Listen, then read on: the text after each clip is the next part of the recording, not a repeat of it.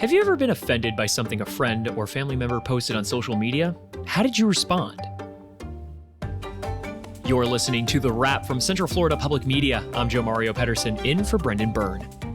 Even in non-election years, there's a lot of political talk that happens on social media. Now, with just 7 weeks to go until the November elections, where major decisions will be made, divisions are becoming more clear, leading some Central Floridians, like David Walker, to avoid engaging. I refuse to allow a particular person, party, influence, whether it's a cult or not, to affect my relationship with people. Because when they're gone, now what are you going to do with the people who you love and your family with? Now everybody's broken. We'll hear more from that panel of local residents. That's ahead on The Wrap. The big stories this week from Central Florida Public Media. But first, these headlines. GOP State Representative Caroline Amnesty has pleaded not guilty after being indicted on 4 felony counts last month. Central Florida Public Media's Marion Summerall has more. Amnesty, who represents District 45, which covers parts of Orange and Osceola counties, is facing 4 third-degree felonies, including forgery for misuse of her notary commission. The notary allegations are from a time when she worked as an administrator at Central Christian University, a school in Orange County run by her family. In a statement on social media last month, Amnesty called for a speedy trial, saying she was confident she would be vindicated. In a phone call, Amnesty said she had no comment at this time. A pretrial conference is set for October 16th, with the trial set to begin on October 29th. Amnesty is also currently running for re-election. Marion Summerall, Central Florida Public Media. Florida voters will soon decide on Amendment 5, which would tie a portion of the homestead tax exemption homeowners get to annual inflation. The Republican-backed amendment proposes that people who live in the homes they own could save money on property taxes as home values continue to grow. University of Central Florida political scientist Aubrey Jewett says that as inflation grows, so would the exemption. Jewett says the downside is that municipalities would likely have to find other ways to make up that lost money. A lot of local county and city officials are concerned that if this passes, it would mean less money for local governments. So unless they chose to raise the millage rate, your local counties and cities wouldn't have as much money to provide services. Jewett says raising millage rates could end up voiding any savings homeowners would get, while also putting the burden of higher taxes on renters and people who don't own their homes. Governor Ron DeSantis was at Lawton Childs Elementary School in Orlando Monday to encourage families to check to see if they have a refund in their college savings plan. Central Florida Public Media's education reporter Danielle Pryor has more. The governor says that parents who are enrolled in the Florida Prepaid Program, a statewide college savings plan, could have thousands of dollars waiting in their account. That's because the board of the program has authorized over $130 million in refunds, as the cost of college tuition in the state has been steady and the cost that families pay has gone down. So you continue to get the benefits, but then you get the money back.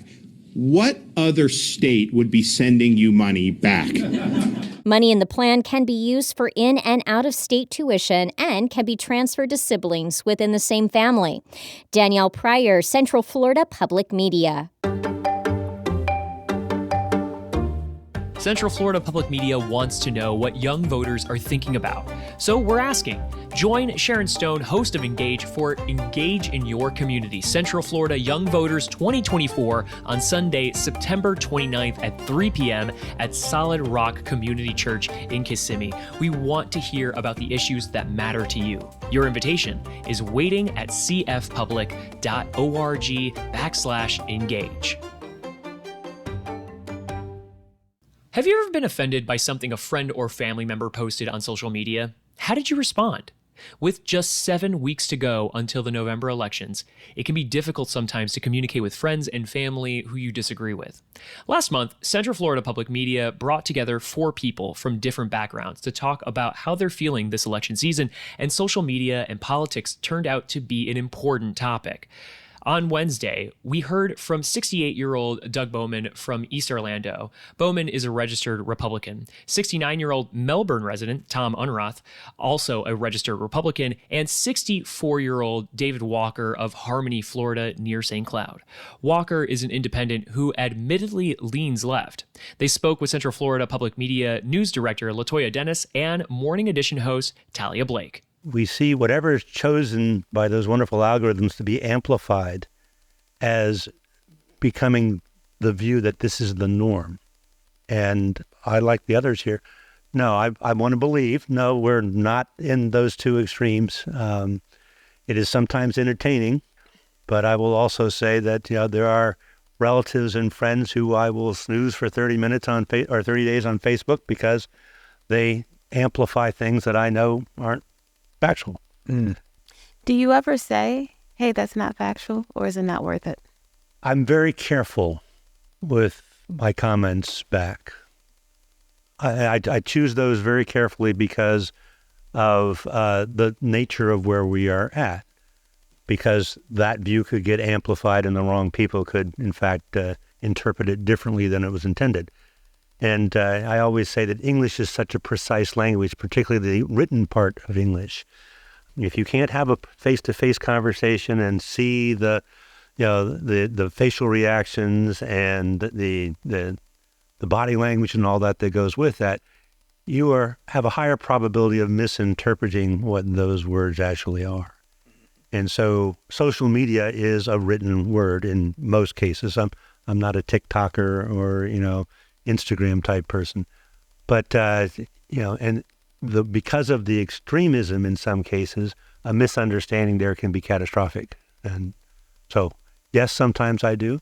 I've had some very interesting discussions with, very close friends, but I know that they're open to having those discussions and recognize that we don't have to agree, but they're willing to listen. Did you want to add something? I was just going to say, can you say no to people and say, no, that's not right? Again, as Doug said, it kind of depends on the circumstance. In my family, there are some folks with which I do not agree, and I do not agree very strongly. And there are some things that we just don't talk about. Now, we still love each other, but we know where the fences are. And as the saying goes, good fence make good neighbors. But at the same time, I do want to be inclusive. And I want to make sure that others are as well. My last job in the Air Force was at the Defense Equal Opportunity Management Institute. It's a place where people go for training as they head off to be advisors to commanders about equity, inclusion, biases, so on.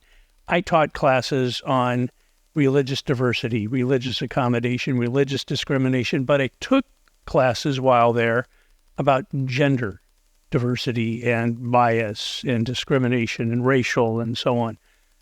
And when I see it now, I can recognize it better, and I'm able to call it out. I have to admit, sadly, I don't always. But there have been times, and I'll also admit that it's been mostly with people that I don't expect to have any further relationship with. But that's I think, something that's important for all of us to do if we are going to be good neighbors, if we're going to be caring about each other, all of us, to say to someone that's not doing the right thing, say, I'm sorry, that's just not the right thing.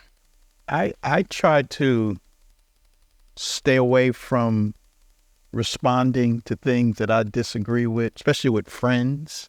But recently I had a college professor, and I've been knowing him since I was 18 years of age, and I'm 64 now. So I've been knowing him a long time, and we know each other's family. He's done things for me. We work together. I've been over his house. We've just done a lot of things together. And a few years ago, I realized that we had different opinions on politics, but I wouldn't get into him whenever he posted something. I just would ignore it and keep going. But the other day, someone had posted a picture of the Democratic nominee with a Jeffrey Epstein, and it was a Photoshop picture. It was really her with her husband, and they put Jeffrey Epstein next to her as to indicate, you know. And so my friend reposted it. And that bothered me. It bothered me because in my mind, what he was doing was as I said to him, because I said, listen, you're going to always be my guy, but this is nothing but following the leader. Because it's wrong, it's in error, you did no fact checking. And then that tells me a lot about you, that you're a man of integrity, family, and all this kinds of stuff. And now you're being moved by this wave over here that would just do anything. For the first time I responded because I felt like how you have a family member, sometimes you just have to say something, but you have to say it in a way where you don't now break the bond, but then you can't ignore it. Because sometimes people continue what they do because no one ever, as we would say, check them.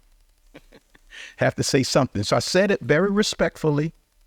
And he kind of got it, and he apologized and asked how could he take it down. And so that kind of bothered me, but I stay away from it because I refuse to allow a particular person, party, influence, whether it's a cult or not, to affect my relationship with people. Because when they're gone, now what are you going to do with the people who you love and your family with?